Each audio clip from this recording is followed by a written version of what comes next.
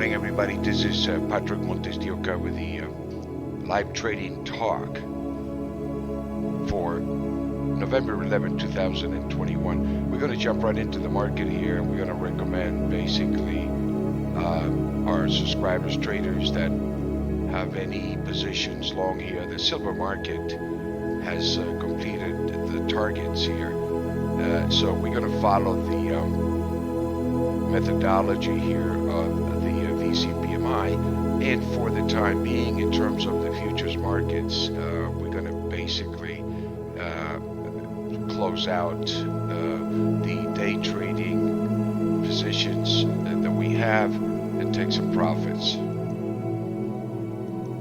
Order filled. The market has reached the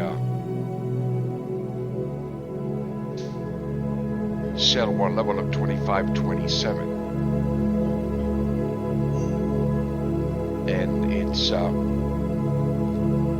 the initial target here that we have for the day.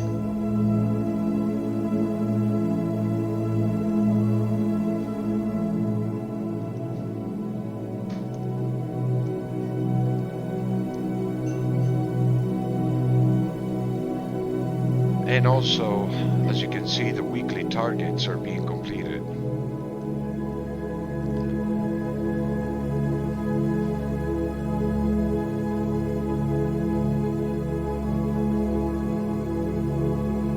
Let's watch the market here today and watch the few minutes after the opening here to see how the market is going to settle into this move.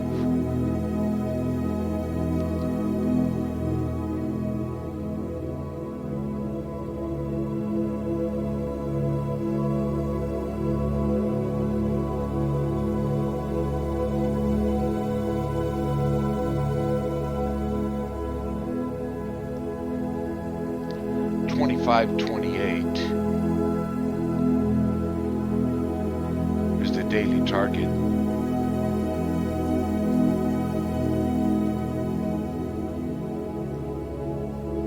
$25.06 was the weekly target.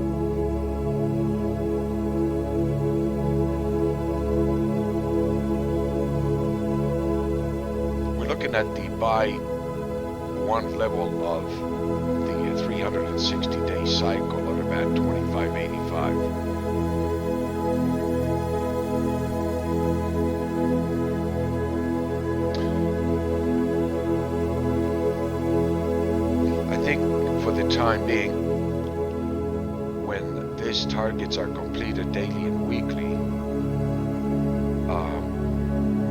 we want to maintain the methodology. We want to follow the methodology that is provided by the VCPMI, the AI of the variable changing price momentum indicator.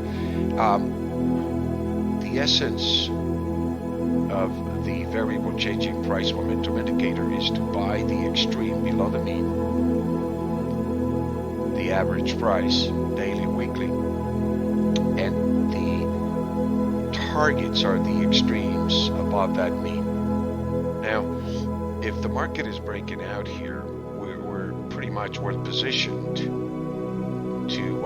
take advantage of this market. We're not recommending to get out of this ILJ. We're not recommending to get out of this LV. We're not recommending to get out of any of the other instruments that we recommend. We're talking simply about the futures contracts from a day trading point of view.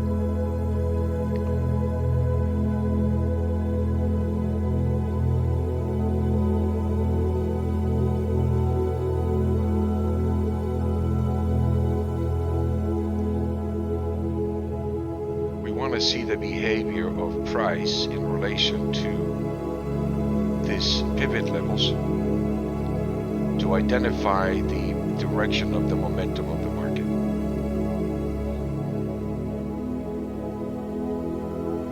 What the price has done is identify where the extreme above the average daily and weekly is basically, from a mathematical point of view, we're looking at a 95% probability at this point that a reversion could unfold from these levels. The market in red tells you that this is an area, conventional wisdom says resistance, but here is where the AI becomes premium, because it prepares you prospectively where you can expect supply to come into the market.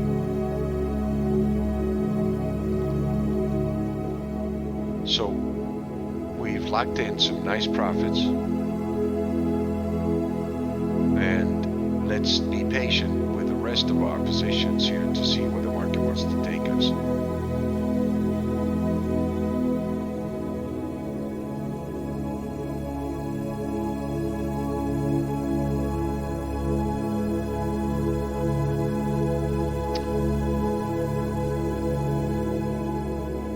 One of the signals that we entered yesterday was to be long Bitcoin. It looks like the market is not yet completed its top, but we are in an area of distribution of supply weekly, and also we're trading below the daily average price, so it's kind of an ambiguous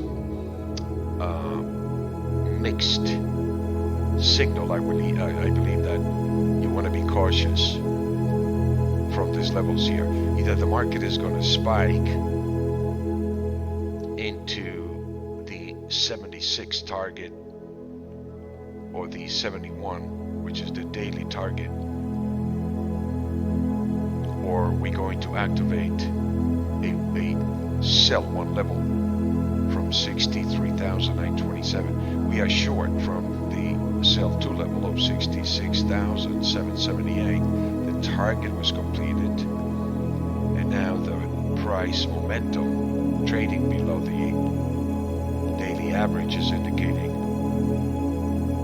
potentially the target of 61,925. But the market is going to tell us here the price action into these levels, which identify basically the mathematical probabilities, are going to give us a pretty good idea when the price action activates the trigger points. So in terms of Bitcoin, it's neutral to bearish for the time being.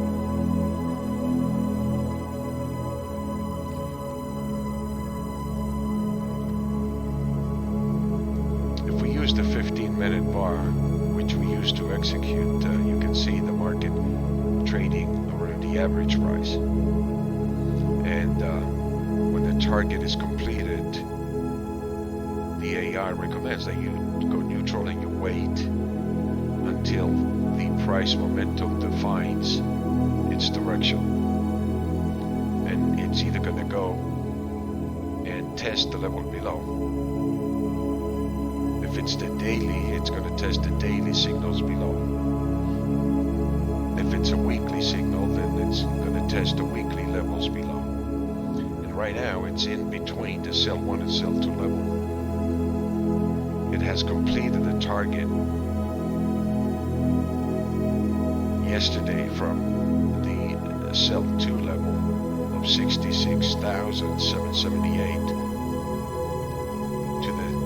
level below, which was the target of 63,927. Now, what I want to explain here is when the price trades above the resistance level, this level becomes support. Now, by coming down, testing it, and reverting above it. So, the weekly is neutral. Daily is bearish, neutral to bearish. It's kind of ambiguous.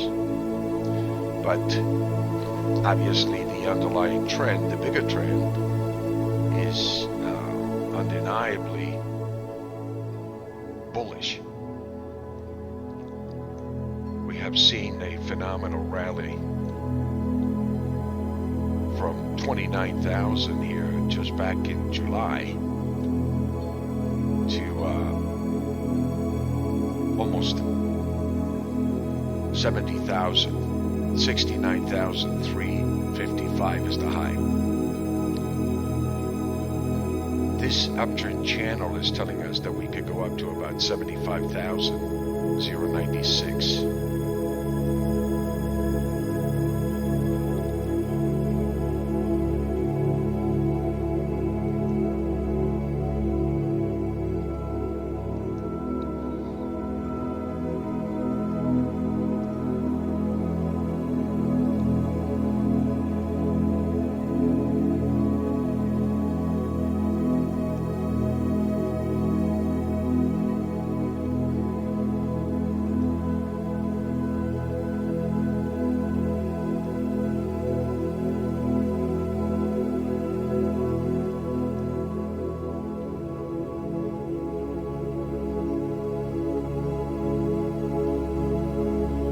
Holding on to BTT.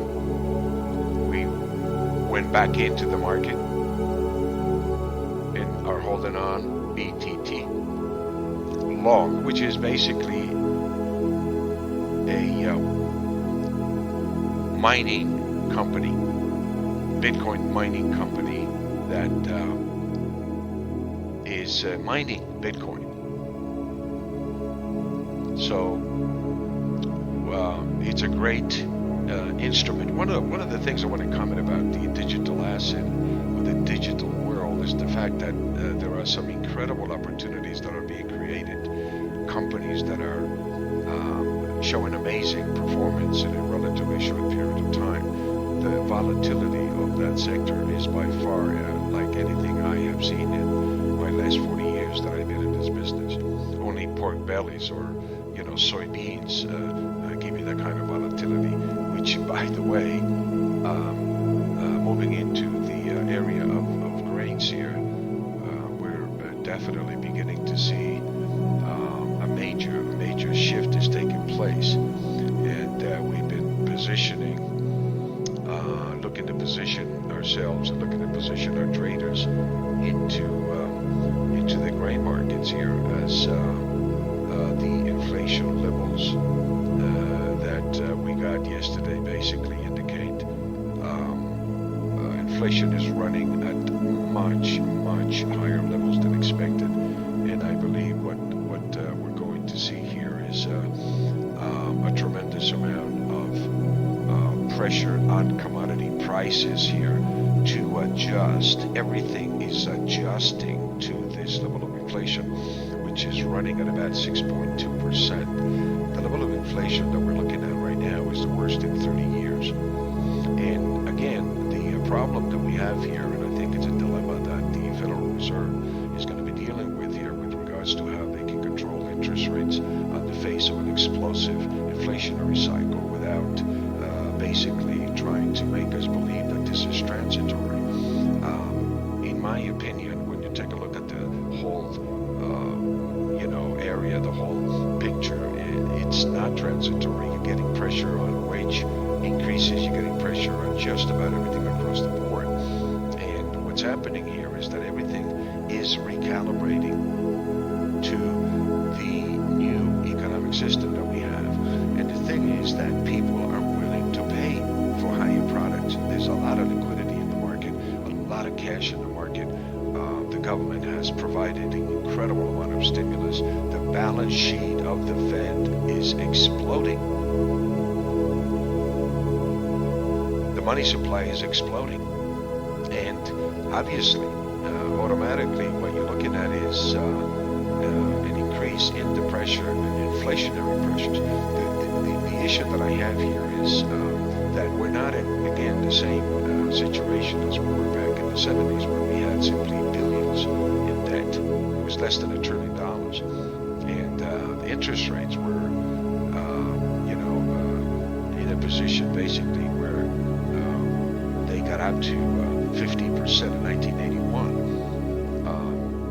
And Volcker came in, obviously, and put the foot on the brake, so to speak, on inflation. And we saw basically the rate of the 30-year bond, which was trading at the time at about 14 and change percent, begin to collapse. Interest rates begin to collapse. But the economy was able to withstand the increase in inflation that we saw. The price of gold went to a high of $850 from about $150 or $200 an ounce prior to that. Right after Nixon lifted the ban in the gold standard, so to speak, it just unleashed the inflationary spiral that we saw, and the dollar has collapsed ever since. And with the kind of stimulus that we have right now, which is not going away, and the economy demands, inflation is not going away. So how do we deal with this is basically the question. Interest rates cannot go up on the face of what we have close to a $30 trillion U.S. debt. The debt to GDP ratio is above basically what is comfortable for the economy. I mean, it's over 100%. And there's an estimation of anywhere from 100, 120%, 130%. And so it is unsustainable. And what I believe is happening finally across the board here is that we're beginning to see the adjustment, the long-awaited adjustment in especially precious metals, the monetary asset, which is the other side of the dollar. Very, very bullish for the precious metals long term. I think we've seen a shift in the change in the paradigm in the pricing of the gold market.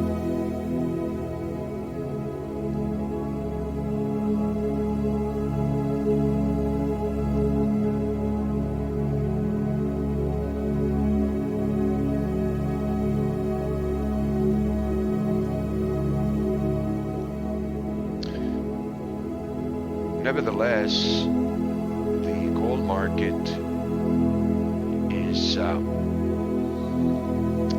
right now being controlled by central banks that have taken basically the opposite side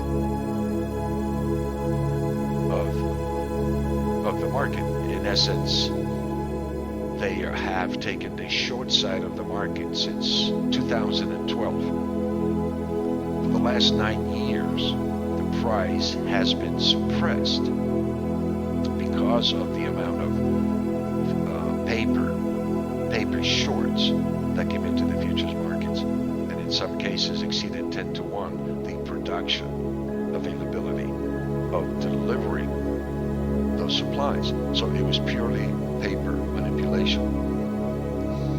And when you own the bank, and when you have the bank on your side, you have the financial muscle, especially in some of these thin markets like silver, to move the price, to move the market. And this is what's been done.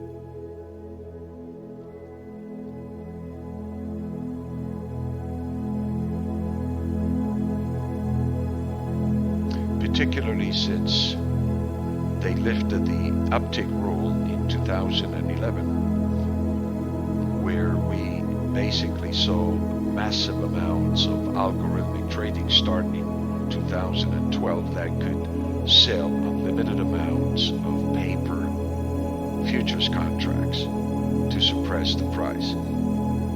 And when you are selling 10 to 1 artificial pressure, artificial supplies, obviously it's going to reflect in the price of the futures contract. As the market came down and stops were taken out, it collapsed the price, which includes the physical market, to levels that were advantageous for these institutions to come in and actually take the delivery of the physical market for their possession and cover the short futures markets.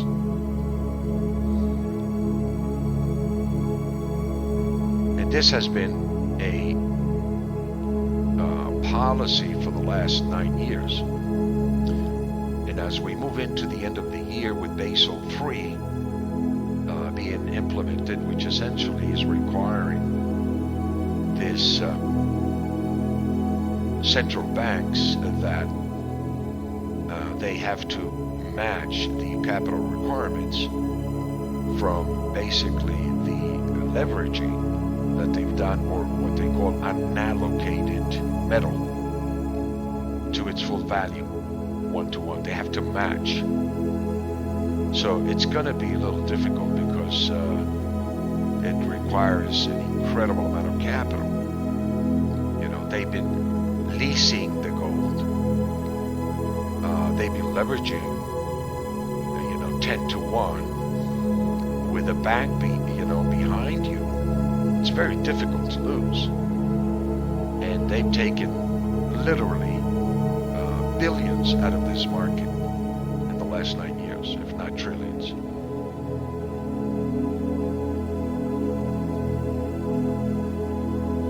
I think we're looking at the change of paradigm shifting. As you can see, the market in gold up $16, putting a tremendous amount of pressure on the short side of the market, particularly this central banks that recently increased their short position by 10%. Instead of reducing their short position, they increased their position by 10%, and the market is up, $40, $50 since then. So their paper losses are tremendous at this point.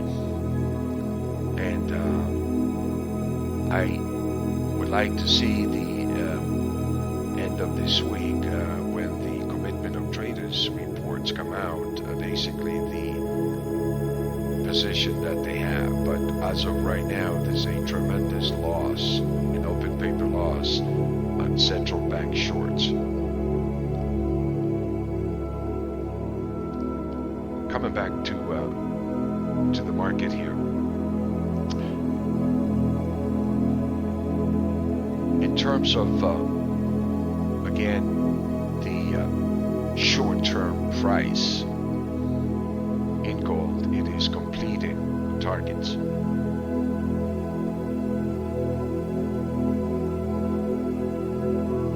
The daily signal is neutral to bullish with a target of 1874. The weekly targets of 1861 have been completed. 1841 have been completed.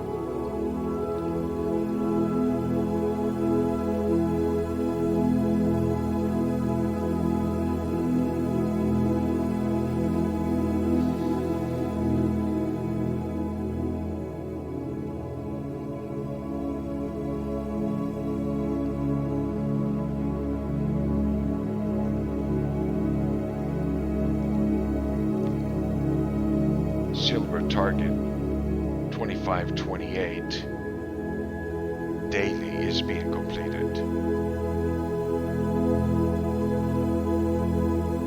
Second target daily is 2584. Now we are going to see how the price action deals from this level, which is the resistance level, the first level of resistance that we see, where the AI is telling us this whole area from here on is distribution of supply, and the mathematical probabilities we begin to see are 90 to 95% from these levels here that it could revert back to the mean average price, which is 50-50 standard deviation. The buy 1 and buy 2 levels are the extreme below the means. And what we teach our traders is to trade the extreme below the mean, daily or weekly, and take profits at the extreme above the mean. This is what we call mean reversion. reverse trading.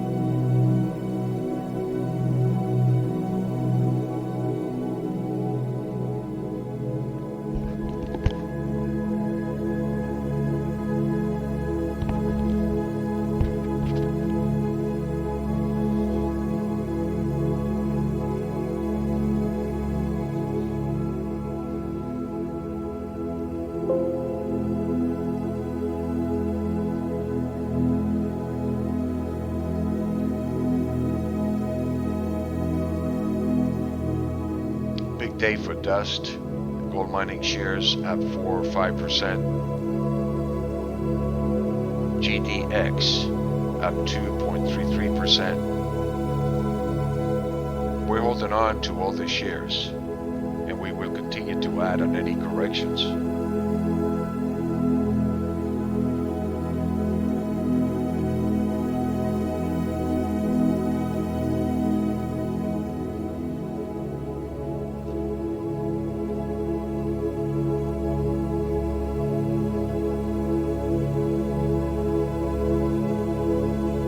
Thank you, everybody, once again for the opportunity to share this information with you here. Enjoy a profitable day here as the weekend begins, and I hope that you have a really, really great weekend. Take care. I'll see you next time. Take care.